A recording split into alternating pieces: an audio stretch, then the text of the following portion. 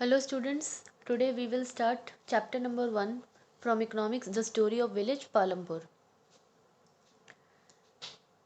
The purpose of the story is to introduce some basic concept relating to the production, and this we will do through a story of hypothetical village called Palampur.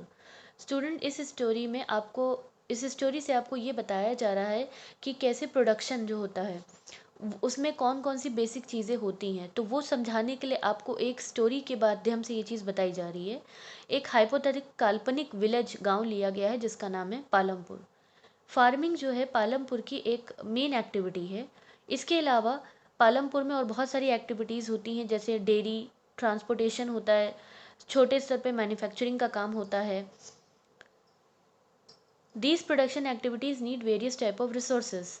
इस तरह की production activity को करने के लिए हमें तरह तरह के रिसोर्सेज की ज़रूरत होती है, जैसे नेचुरल रिसोर्सेज हो गए जो नेचर से मिलते हैं, कुछ मैन मेड आइटम्स हो सकते हैं, इंसानों का एफर्ट, पैसा। As we read through the story of Palampur, we will learn how various resources combine to produce the desired good and service in the village. जब हम अच्छे से इस स्टोरी को पढ़ेंगे तो हम ये लर्न करेंगे, ये सीखेंगे कि कैसे अलग अलग रिसोर्सेज को कंबाइन किया जाता है ताकि जो ज़रूरत के हिसाब से जो गुड्स हैं और जो सर्विसेज चाहिए गाँव को वो कैसे प्रोड्यूस की जाती हैं। इंट्रोडक्शन। पालमपुर एक आपका वेल कनेक्टेड एक गांव है विद द नेबरिंग विलेजेस, मतलब अपने पड़ोस के देशों से ये वेल कनेक्टेड है, शहरों से भी वेल कनेक्टेड है। और वहाँ का एक बड़ा सा विलेज है रायगंज, जो कि पालमपुर से सिर्फ 3 किलोमीटर्स की दूरी पे है। And all weather road connect the village to the Raiganj and further on to the nearest small town of Shahpur. तो पालमपुर की जो रोड्स हैं वो बहुत ही अच्छी हैं, ऑल वेदर मतलब हर सीज़न में ये सड़कें चल जाती हैं। इसीलिए ये जो आपका गांव है पालमपुर, ये रायगंज से भी कनेक्टेड है और साथ ही साथ एक छोटा सा टाउन है शाहपुर, उससे भी कनेक्टेड है। Many kind of transport are visible on this road.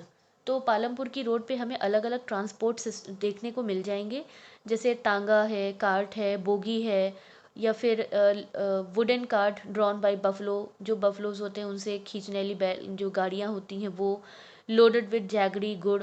तो इस तरह की जो बैलगाड़ी होती है वो किससे भरी होती हैं, गुड़ से भरी होती हैं।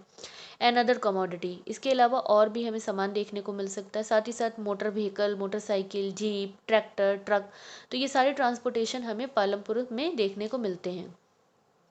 इस विलेज में टोटल 450 फैमिलीज रहती हैं, अलग अलग कास्ट की, अलग अलग जाति की, जिसमें कि 80 जो हैं अपर कास्ट, ऊंची जात जिसे माना जाता है, उससे बिलोंग करती हैं। और इनके पास गांव की ज़्यादातर सारी ज़मीनें हैं। इनके जो घर हैं काफ़ी बड़े होते हैं और इनके जो घर हैं वो पक्के घर हैं। और दूसरा फिर है आपका एससी दलित।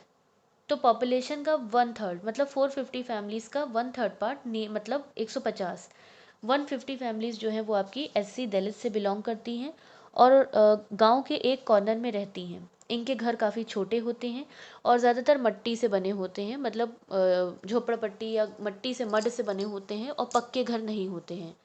ज़्यादातर सारे जितने भी मोस्ट ऑफ द हाउसेज हैं वहाँ पे इलेक्ट्रिसिटी का कनेक्शन है। Electricity power all the tube well in the field and is used in the various type of small business। तो इलेक्ट्रिसिटी का इस्तेमाल किया जाता है ट्यूबवेल को चलाने के लिए ताकि खेतों तक पानी आ सके, और छोटे मोटे बिजनेस भी इलेक्ट्रिसिटी से काम अपना चलाते हैं। पालमपुर के में 2 प्राइमरी स्कूल हैं और एक हाई स्कूल है। There is a primary health centre, एक प्राइमरी हेल्थ सेंटर भी है जो कि सरकार के द्वारा चलाया जाता है। एक प्राइवेट डिस्पेंसरी है जहाँ पे बीमारों का इलाज होता है। तो ये जो ऊपर डिस्क्रिप्शन दिया गया है स्टूडेंट, इससे ये शो होता है कि पालमपुर एक वेल डेवलप, अच्छे से डेवलप्ड आपका गांव है, जहाँ पे रोड है, ट्रांसपोर्ट है, इलेक्ट्रिसिटी है, स्कूल्स हैं, हेल्थ सेंटर है। The story of Palampur and imaginary village will take us through the different type of production activity in the village. In village across India, farming is the main production activity. The other production activity referred to as non-farm activity including small manufacturing, transport, shopkeeping, etc. We shall take a look at both these type of activity after learning a few general thing about production. तो पालमपुर की story पढ़ने के बाद, क्योंकि एक imaginary गांव है, काल्पनिक गांव है, हमें क्या समझ में आया कि डिफरेंट डिफरेंट प्रोडक्शन एक्टिविटीज़ कौन कौन सी होती हैं गांव में, और विलेज में फार्मिंग के अलावा जो मेन एक्टिविटी है उसके अलावा और भी नॉन फार्म एक्टिविटीज़ की जा सकती हैं, जिसमें कि मैन्युफैक्चरिंग, ट्रांसपोर्ट, शॉप चलाना, ये सब काम भी हो सकते हैं। Organisation of production, student production का जो एम होता है, जो उद्देश्य होता है, वो ये होता है कि अलग अलग गुड और सर्विसेज को प्रोड्यूस किया जा सके। और प्रोडक्शन के लिए 4 रिक्वायरमेंट्स होती हैं। अगर हमें कोई भी गुड या सर्विस को प्रोड्यूस करना है तो पहला तो लैंड है आपका, ये एक नेचुरल रिसोर्स है आपको, जो कि आपको नेचर से फ्री में मिला है। दूसरा लेबर होता है, लेबर का मतलब वो लोग जो कि काम करते हैं। और कुछ काम तो आपके एडुकेटेड पढ़े लिखे लोग करते हैं, कुछ ऐसी एक्टिविटीज़ होती हैं जो सिर्फ पढ़ा लिखा आदमी ही कर सकता है। लेकिन कुछ काम आपके होते हैं, मैनुअल वर्क होता है, मतलब जिसमें कि सिर्फ आपको पढ़ाई लिखाई की ज़रूरत नहीं होता है, कोई लेबर भी कर सकता है। थर्ड आपकी ज़रूरत होती है प्रोडक्शन में, वो होती है फिज़िकल कैपिटल। फिज़िकल कैपिटल आपकी दो तरीके की होती है। Variety of input required at every stage, मतलब हर एक प्रोडक्शन प्रोसेस में हर एक स्टेज पे हमें अलग अलग चीज़ों की ज़रूरत होती है प्रोडक्शन करते दौरान। जैसे कि टूल्स हैं, औजार हो गए, मशीन्स हो गई, बिल्डिंग हो गई। तो ये क्या है आपका, ये आपका फिक्स कैपिटल है। मतलब आप एक बार बिल्डिंग खरीद लेंगे, मशीन खरीद लेंगे, टूल्स खरीद लेंगे, तो ये आपको लंबे समय तक प्रोडक्शन में मदद करते हैं। तो इस तरह की चीज़ों को हम कहते हैं fix capital. Can be use in production over many year, मतलब प्रोडक्शन में आप लंबे समय तक इसको इस्तेमाल कर सकते हैं। उसी जगह दूसरी जगह आपकी एक और फिक्स आपकी फिजिकल कैपिटल होती है, उसे हम वर्किंग कैपिटल कहते हैं। वर्किंग कैपिटल का मतलब होता है कि प्रोडक्शन करने के दौरान हमें रोज़ कुछ चीज़ों की ज़रूरत पड़ती है। जैसे रॉ मटेरियल, कच्चा माल हो सकता है, पैसा हो सकता है, मनी हो सकता है। तो ये चीज़ें हमें रोज़ चाहिए होती हैं जब हम प्रोडक्शन करते हैं, या कभी कभी 2-3 दिन में चाहिए होती हैं। तो raw material, money in hand किसका एग्जाम्पल है, वर्किंग कैपिटल का। तो इनको हम तब यूज़ करते हैं जब हम प्रोडक्शन करते रहते हैं। और फोर्थ रिक्वायरमेंट है नॉलेज, ज्ञान एंड एंटरप्राइज। क्योंकि अगर हमारे पास लैंड है, लेबर है, मनी है, फिक्स कैपिटल, वर्किंग कैपिटल, सब कुछ है, तो इंसान अपनी नॉलेज का इस्तेमाल करेगा और किसी भी एंटरप्राइज में फिर उसका यूज़ करके नए प्रोडक्ट को या नया प्रोडक्शन करेगा। तो फोर्थ रिक्वायरमेंट है हमारा knowledge and enterprise. You will need knowledge and enterprise to be enable to put together land, labour and physical capital. अगर आपको लैंड, लेबर, फिजिकल कैपिटल को एक साथ इस्तेमाल करना है तो आपको नॉलेज चाहिए, ज्ञान चाहिए और एक एंटरप्राइज चाहिए जहाँ पे ये सारा काम होगा। तो फैक्टर ऑफ प्रोडक्शन आपका 4 होते हैं, land, labour, physical capital and last is knowledge and enterprise. These days इस आजकल हम ये जो नॉलेज और एंटरप्राइज है इसको हम एक और नाम से भी जानते हैं, इसे हम ह्यूमन कैपिटल भी कहते हैं। क्योंकि इंसान ही है, ह्यूमन ही है जो कि लैंड का इस्तेमाल कर सकता है, लेबर का इस्तेमाल कर सकता है, नॉलेज का इस्तेमाल कर सकता है, वर्किंग कैपिटल और फिक्स कैपिटल का इस्तेमाल कर सकता है। तो इसे हम ह्यूमन कैपिटल भी कहते हैं। Factor of production, every production is organise by combining land, labour, physical capital and human capital. हर प्रोडक्शन को करने के लिए हमें लैंड, लेबर, फिजिकल कैपिटल और ह्यूमन कैपिटल की ज़रूरत होती है। इसी को हम फैक्टर ऑफ प्रोडक्शन कहते हैं। Farming in Palampur, land is fixed. Farming जो है पालमपुर की मेन एक्टिविटी है, मेन प्रोडक्शन एक्टिविटी है। 75% पीपल हु आर वर्किंग, जो काम कर रहे हैं, वो डिपेंडेंट है, वो किस पे निर्भर है, फार्मिंग पे डिपेंड है अपने जीवन यापन के लिए। दे कुड बी फार्मर और अ फार्म लेबर, या तो वो फार्मर किसान हो सकते हैं या फिर फार्म लेबर खेतों पे काम करने वाला लेबर हो सकते हैं। The well being of these people is closely related to the production of the farm. But since 1960 in Palampur, 1960 तक पालमपुर में किसी भी तरीके से लैंड एरिया का कोई भी एक्सपेंशन नहीं हो पाया था। लैंड एक्सपेंशन मतलब लैंड का बढ़ना। But then some of the waste land in the village had been converted to cultivable land. लेकिन कुछ बेकार सी ज़मीन जो कि गांव की पड़ी हुई थी उसको कन्वर्ट किया गया, उसको चेंज किया गया, कन्वर्ट किया गया किस में, कल्टिवेबल लैंड में, ताकि उसके ऊपर खेती की जा सके। There exist no further scope to increase farm production by bringing new land under cultivation. इसके अलावा वहाँ पर और कोई भी स्कोप नहीं था कि प्रोडक्शन को बढ़ाने के लिए, फार्म प्रोडक्शन को बढ़ाने के लिए नई लैंड को लाया जा सके। Is there is a way one can grow more from the same land, क्या ऐसा कोई तरीका है कि हम एक ही लैंड के ऊपर ज़्यादा से ज़्यादा चीज़ों को ग्रो कर सकें। In the kind of crop grown and facilities available, Palampur would resemble a village of the western part of the state of Uttar Pradesh. All land is cultivated in Palampur. No land is left idle. तो पालमपुर की ज़्यादातर जो भी ज़मीन है उस पर सब पे कल्टीवेशन ही होता है, कोई भी ज़मीन खाली नहीं रहती है। रेनी सीजन में kharif crop farmers grow jowar and bajra. तो रेनी सीजन में फार्मर्स जो हैं खारिफ क्रॉप को ग्रो करते हैं, जैसे ज्वार और बाजरा, और इन प्लांट्स का इस्तेमाल जानवरों को चारा देने के लिए किया जाता है। साथ ही साथ पोटैटो का कल्टीवेशन, आलू का कल्टीवेशन अक्टूबर से दिसंबर में होता है। और विंटर सीजन में राबी क्रॉप्स को सो किया जाता है, जैसे कि वीट हो गया आपका।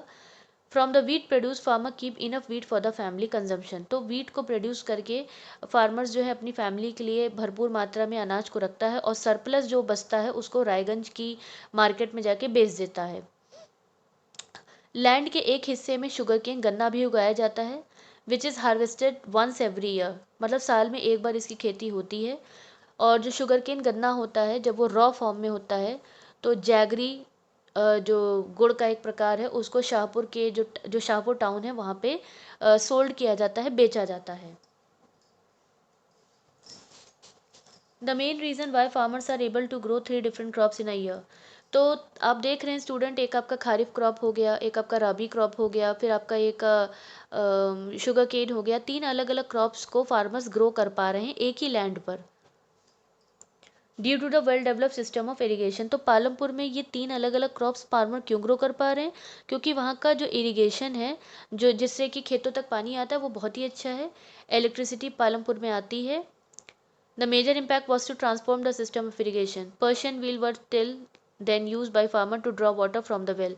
तो आपने देखा होगा बहुत पुराने टाइम पे कुएं में से पानी निकाला जाता था, व्हील लगा होता था, तो उससे पानी निकाला जाता था, खींचा जाता था और खेतों तक पहुंचाया जाता था। People saw that the electric run tubewell could irrigate much larger area of the land more effectively. तो इरिगेशन का इस्तेमाल करके बड़े लार्ज एरिया पे खेतों में पानी पहुंचाया जा सकता है। और ऐसा फिर करने से क्या होगा कि ज़्यादा से ज़्यादा प्रोडक्शन जो है फार्म पर तेज़ी से होगा। As a result the entire cultivable area of 200 hectares was irrigated. तो इस तरीके से 200 हेक्टर तक की लैंड को इरीगेट किया जाता था। जब हम एक ही तरीके के लैंड पर एक से ज़्यादा क्रॉप को ग्रो करते हैं स्टूडेंट्स, तो उसको हम क्या कहते हैं? Multiple cropping. और ये एक अच्छा, एक कॉमन तरीका है कि हम ज़्यादा से ज़्यादा प्रोडक्शन को इंक्रीज़ कर सकते हैं सेम लैंड के ऊपर। तो जो फार्मर्स थे पालमपुर के, वो भी 2 से ज़्यादा क्रॉप्स को ग्रो कर पा रहे थे। स्टूडेंट्स, अभी आपने देखा कि प्रोडक्शन को इंक्रीज़ करने के लिए एक तो अभी हमने मेथड देखा कि कैसे मल्टीपल क्रॉपिंग की जा सकती है, कि सेम लैंड पे हम क्रॉपिंग कर रहे हैं 2 से ज़्यादा क्रॉप्स की, और प्रोडक्शन को इंक्रीज़ कर रहे हैं। एक और तरीका हो सकता है कि हम मॉडर्न फार्मिंग, मॉडर्न मेथड्स का इस्तेमाल करें, आधुनिक जो फार्मिंग्स की खेती के जो मेथड्स हैं उनको यूज़ करें, ताकि ज़्यादा से ज़्यादा ईल्ड हो सके। ईल्ड का मतलब पैदावार हो सके। तो ईल्ड क्या है? ये मेजर करती है कि कितना, मतलब एक लैंड के ऊपर क्रॉप प्रोड्यूस किया जा रहा है किसी एक सिंगल सीजन में। 1960 तक seeds use in cultivation were traditional. तो जो भी बीजों का इस्तेमाल होता था वो बहुत ही पुराने और ट्रेडिशनल होते थे, और उसमें ज़्यादा पैदावार भी नहीं होती थी। तो ट्रेडिशनल सीड्स को हटा के फिर कुछ फार्मर्स और क्या यूज़ करते थे? काऊ डंग, जो गाय का जो गोबर होता है, या फिर कुछ नेचुरल मैन्योर्स, प्राकृतिक मैन्योर्स, फर्टिलाइजर्स का इस्तेमाल किया जाता था, ताकि ईल्ड की पैदावार को बढ़ाया जा सके। लेकिन फिर उसके बाद आया आपका ग्रीन रेवोल्यूशन। और ग्रीन रेवोल्यूशंस जब फार्मर्स को, इंडियन फार्मर्स को मिला, उससे क्या हुआ कि वीट और राइस की कल्टीवेशन बहुत ज़्यादा हो गई। क्यों? क्योंकि उस समय high yielding variety seeds, HYV बीजों का इस्तेमाल किया जाने लगा। तो जो ट्रेडिशनल सीड्स होते थे, पुराने सीड्स होते थे, उनकी जगह पे अब हम हाई यील्डिंग वैरायटी सीड्स का यूज़ कर रहे हैं, और ये ज़्यादा से ज़्यादा प्रोड्यूस करते हैं। इसकी वजह से यील्ड, पैदावार बहुत ज़्यादा होती है, और सेम पीस ऑफ लैंड पर हम लार्ज क्वांटिटी में फूड ग्रेन को प्रोड्यूस कर पाते हैं।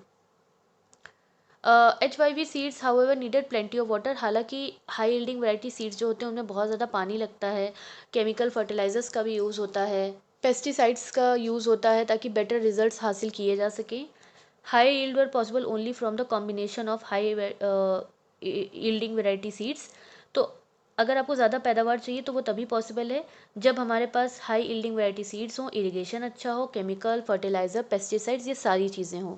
तो पंजाब, हरियाणा और वेस्टर्न उत्तर प्रदेश के जो किसान थे वो पहले थे जिन्होंने मॉडर्न फार्मिंग मेथड्स को यूज़ किया और ट्यूबवेल्स का इस्तेमाल किया इरिगेशन पर्पज़ के लिए, केमिकल फर्टिलाइज़र, पेस्टिसाइड्स का यूज़ किया और काफ़ी नए नए तरीके की मशीनरी जैसे ट्रैक्टर, थ्रेशर्स का भी इस्तेमाल किया, जिससे कि ईल्ड जो है ज़्यादा से ज़्यादा हो सके। और पालमपुर में फिर हमें क्या देखने को मिला, तो wheat grow from the traditional variety. तो जो पालमपुर में पहले अनाज होता था, जो पुराने बीजों का इस्तेमाल ट्रेडिशनल मेथड का यूज़ किया जाता था, तब 1300 किलोग्राम पर हेक्टेयर अनाज होता था। लेकिन जब हाई यील्डिंग वैरायटी सीड्स का यूज़ किया गया, मॉडर्न मेथड ऑफ फार्मिंग का यूज़ किया गया, तो ये पैदावार 3200 किलोग्राम पर हेक्टेयर तक चली गई। There was a large increase in the production. तो प्रोडक्शन जो हो रहा था वीट का, अनाज का, वो अब बहुत ज़्यादा इंक्रीज हो गया है। तो अब फार्मर्स के पास ज़्यादा अमाउंट में वीट है, अनाज है कि वो मार्केट में सेल आउट कर सकता है। That's for today, and on the basis of today's discussion, students, I have given you certain question in question bank which you have to solve it. Thank you.